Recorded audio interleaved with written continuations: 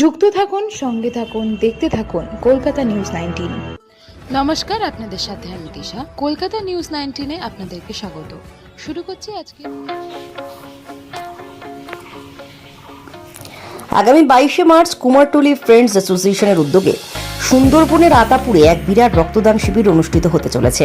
সেদিন রক্তদান শিবির ছাড়া দুস্থ মানুষদের মধ্যে 100 জন লোকের মধ্যে চাদর বিতরণ ও 400 জন লোকেদের মধ্যে খাবারের ব্যবস্থা করছেন Kumartuli friends association. Kumartuli friends অ্যাসোসিয়েশনের সম্পাদক সৌমিত্র মুখার্জি জানালেন, আমরা শুধু রক্তদান শিবির করি না, আমরা প্রত্যেক বছর চক্ষু পরীক্ষা শিবির, স্বাস্থ্য পরীক্ষা শিবির করে থাকি। এছাড়াও সুন্দরবনে আমরা প্রান্তিক মানুষদের মধ্যে রক্তদান শিবির, স্বাস্থ্য পরীক্ষা শিবিরও করে থাকি। দুস্থ মানুষদের মধ্যে সামাজিক কাজকর্ম করে থাকি। আসুন আমরা দেখে নেব ও শুনে নেব আগামী 22শে মার্চ সুন্দরবনের আতাপুর রক্তদান শিবির সম্বন্ধে কুমোরটুলি ফ্রেন্ডস অ্যাসোসিয়েশনের সম্পাদক সৌমিত্র মুখার্জির মুখ থেকে কিছু বক্তব্য।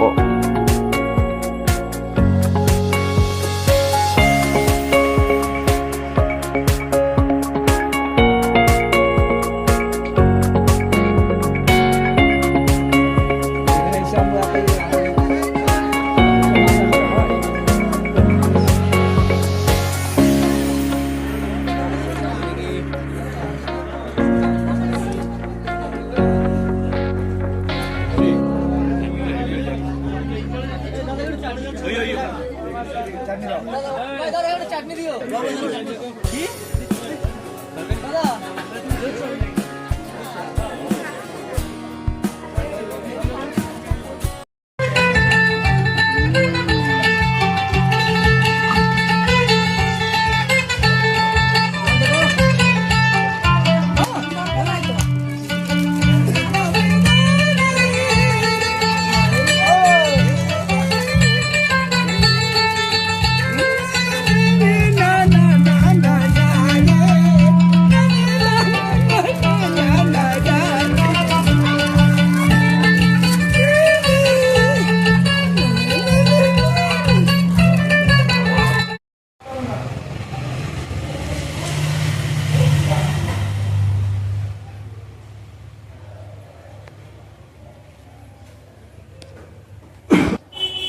এই 22শে মার্চ যে রক্তদান শিবিরটা হচ্ছে আতাপুরে, কী বলবেন সেই ব্যাপারে?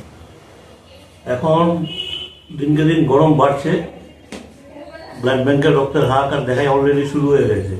এটা দিনকে দিন আরও বাড়বে। তো এই কথাটা মাথায় রেখে আমরা প্রত্যেকবারই তো আমাদের ক্লাবের সামনে একটা ব্লাড ডোনেশন করি মে জুন মাসে। তো শীতকালে আমাদের মেনলি আতাপুর তুষকালী গ্রামে একটা সুন্দরবনে একটা রক্তদান শিবির হয়। গত 4 বছর ধরে এটা হয়ে আসছে। তো এইবার কোনো কারণে আমাদের 25শে ডিসেম্বর এটা আমরা করতে পারিনি। ওইটাকে পিছিয়ে নিয়ে এসে আমরা আগামী 22শে মার্চ ক্লাব থেকে ঠিক করেছি যে আগামী 22শে মার্চ আমরা তুষকালী গ্রামে যাবো। ওখানে একটা রক্তদান শিবিরের আয়োজন করা হয়েছে। তার সাথে 100 মানুষকে চাদর বিতরণ আর প্রায় 400 থেকে 450 লোককে খাওয়া দাওয়া, এই ব্যবস্থা আমরা ক্লাব থেকে আপাতত নিয়েছি। বাদবাকি প্রোগ্রাম আরও কিছু আছে, সেটা আপনারা ওখানে যখন যাবেন ওখানে গেলে পরে দেখতে পাবেন। এই রক্তদান শিবির ছাড়া আর কি করে ক্লাব? রক্তদান শিবির ছাড়া সারা বছরই আমাদের সোশ্যাল ওয়ার্ক চলতে থাকে। সামাজিক কাজকর্মের মধ্যে দিয়ে আমাদের ক্লাবের পরিচিতি। প্রথমত 23শে জানুয়ারি বলুন, 26শে জানুয়ারি বলুন, 15ই আগস্ট বলুন, প্রত্যেকটা প্রোগ্রামেই আমাদের ক্লাব থেকে বাচ্চাদের মধ্যে খাদ্য হোক, পোশাক হোক, পড়াশোনার সামগ্রী হোক, এগুলো বিতরণ করা হয়। শীতকালে বয়স্ক মানুষদের মধ্যে কম্বল থেকে চাদর থেকে আরম্ভ করে বিভিন্ন জিনিস আমরা বিতরণ করে থাকি।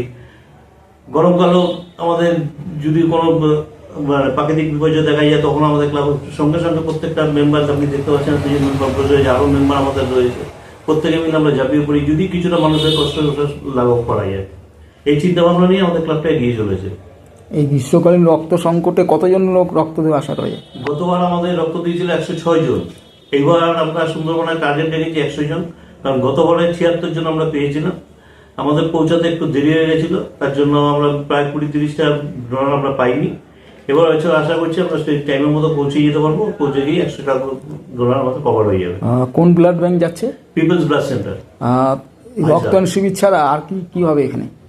রক্তদান শিবির তো রয়েছেই, তার সাথে আগে বললাম যে 100 মানুষের মধ্যে চাদর বিতরণ রয়েছে, তার সাথে 400 থেকে 450 লোকের খাওয়া দাওয়া, এই ব্যবস্থাটা আপাতত রেখেছি। এছাড়া সাময়িক ওখানকার লোকাল সংগঠন যাদের সাথে আমরা কাজ করছি, তটকথা নাম, এই তটকথা ওরা কিছু সাংস্কৃতিক অনুষ্ঠানের আয়োজন করেছে, সেটা ওখানে গেলেই আমরা বুঝতে পারবো। আপনার নাম? সৌমিত্র মুখার্জি, সম্পাদক, কুমার টুলি ফ্রেন্ডস অ্যাসোসিয়েশন।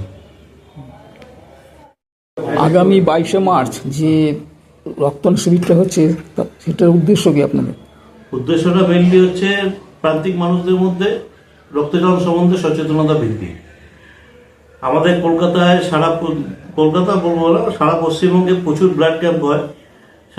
প্রত্যেকটা ক্লাবে কোনো না কোনো সময় তারা রক্তদান শিবিরের আয়োজন করে থাকে, কিন্তু প্রান্তিক মানুষদের মধ্যে এই রক্তদানের উৎসাহটা খুব কম।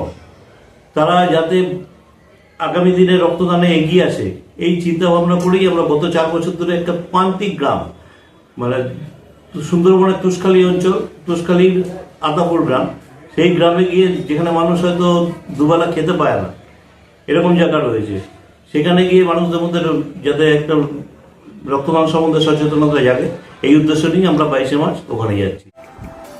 আমাদের চ্যানেলটিকে সাবস্ক্রাইব করুন ও প্রচুর পরিমাণে লাইক ও শেয়ার করুন।